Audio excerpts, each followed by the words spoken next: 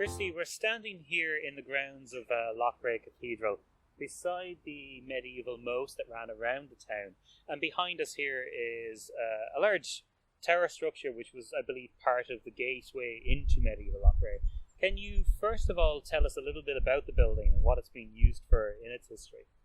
Well, the building itself is it's a gate tower, and by and large, all medieval towns had towers like these, or gates, at each of the salient entrances. So this was one of the medieval entrances to Loughrea.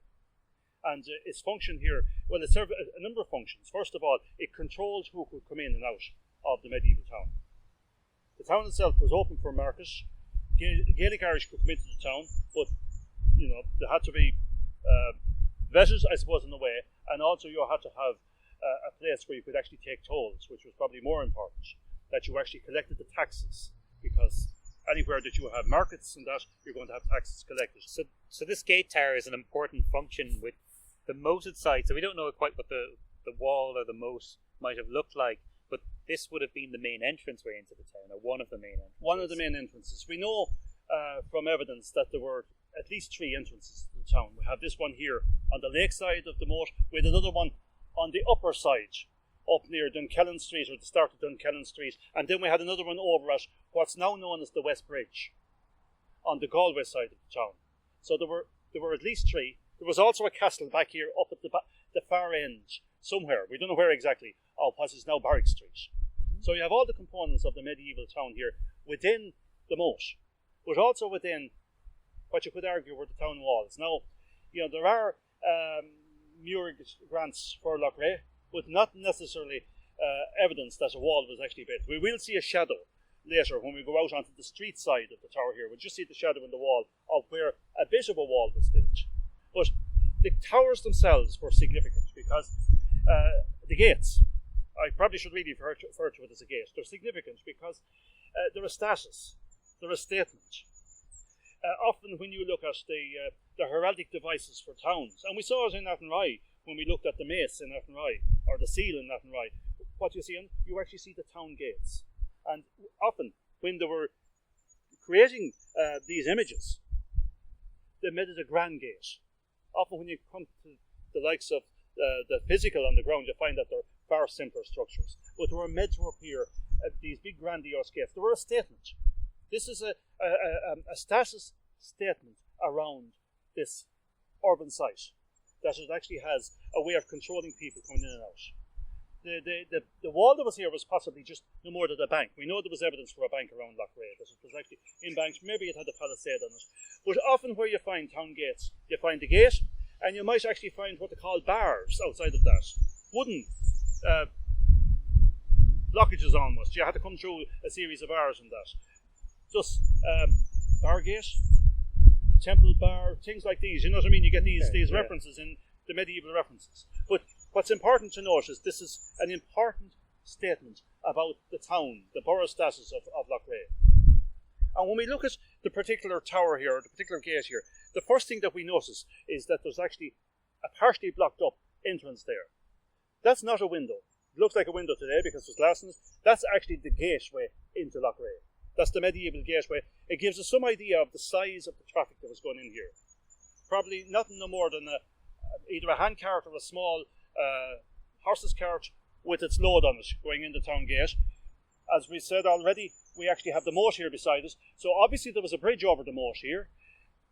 You move a little bit, there's a sort of a controlling space between the moat and the actual entrance gate itself. You come to the gate, and if we were in that building and could see the inside, we'd actually see that there was a portcullis, these drop-down wooden gates inside in this. So this was fully controlled. And if the top of this tower, this gate, was still there, we might actually find that was crenellated or castellated as well. That was used for a certain amount of defence. Yeah. But the important thing to note is that this is a statement.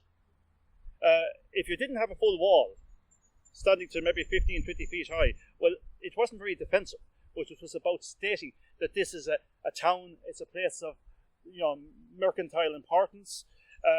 This is our gate, this is how you enter the town, this is the passage into the town. So it's an important medieval survivor here. Probably dates from about the 15th century. Okay. So within this building as well, at one stage was the museum, which housed a number of medieval objects, and the museum is still within the grounds here of Loughrea Cathedral. Can you tell us about some of the important ecclesiastical objects that would have been housed there? Well, initially when this was developed as a museum, it was seen as a perfect site for a museum, which in many ways it still is, but the building itself was damp and it wasn't really suitable. So a new, smaller, well, maybe not necessarily smaller, but a new building was sought and found over near the presbytery itself, between the presbytery and the cathedral. But when this was set up initially, the bishop at the time was very foresighted, but Father Egan, the late Dr. Kevin Egan, who was a great historian, he was a wonderful historian for the Diocese of Clonfert, he literally went around the Diocese of Clonfert and he gathered up or amassed all of the medieval artifacts and paraphernalia from the various parish churches. And we're very fortunate in the Diocese of Clonfert to have a really wonderful collection of medieval carved statues and such like, and Calvaries and these carved statues would be quite rare to survive within the record. We're so lucky that they survive. We're lucky here because the Burgos, actually the Burgos were the people, the Burks, that later become the Burks, anglicised the Burk, but the Burgos or the Clanrickards were the people who, in many ways, protected Catholicism here within the Diocese of Clonfert. So, what might have disappeared and got lost through the Reformation and through the dissolution and all of the other events, the Peel and that, in other dioceses, happened to survive here in a sort of an underlayer, if you like, here, underground almost, here within the Diocese of Clonfert. And we're fortunate that Father Egan at the time was able to get objects such as the Kilcarbon Madonna. Kilcarbon Madonna is an early 13th century, or maybe even late 12th century, polychromed, in other words painted, Madonna. Statue, it's literally a statue of the enthroned Madonna with the child on her knee. So it's a Madonna and child from the late 12th, early 13th century. Also here is a statue of St. Catherine from Kilcarbon, a 15th, a late medieval statue of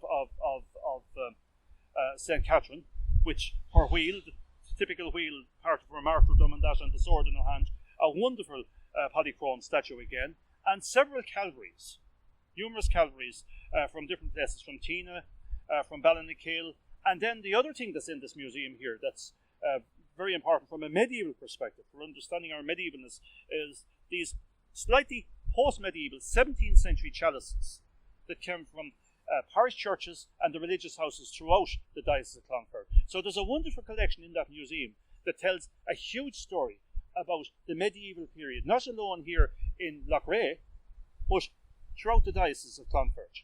And it probably speaks to the wealth of what medieval Loughrea was, that the current diocesan centre for Clonfert is now here in Loughrea, that the township was here, the money and the wealth and the prominence were here in the town, and that this has grown into the diocesan centre for the region. Absolutely. Now, you also have to look at it in a historical context. There would have been quite a few places vying for that position of cathedra or cathedral centre. Ballinasloe would have seen itself, that St. Michael's of Ballinasloe, a wonderful big church, fully fitted out with very fine glass and all that type of paraphernalia.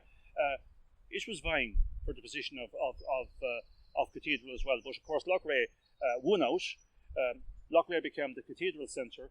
It had a pro-cathedral here initially, and then went on then around 1900, that latter end of the 19th century, early part of the 20th century, to build this very fine cathedral. But if you look at the cathedral from the outside, it tells us nothing about the wealth that's inside. It's only when you enter this cathedral, because it was built in a Gothic revival style.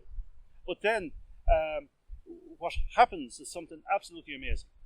We see the development of the Celtic revival period, the art of the Celtic revival. So within the cathedral here in Loughrea, we have some of the best examples of Irish stained glass.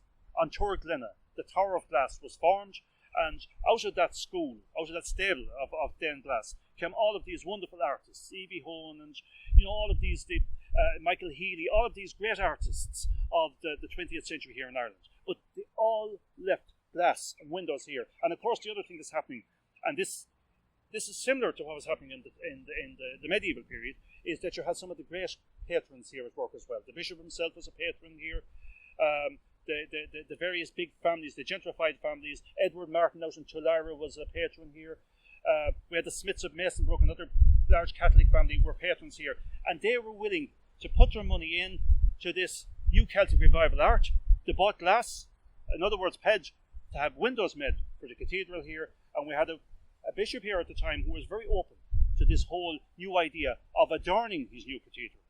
So everything came together. So if you come to Loughrea, not alone do you see the medievalness of Loughrea. This was the medieval kaput of Connacht for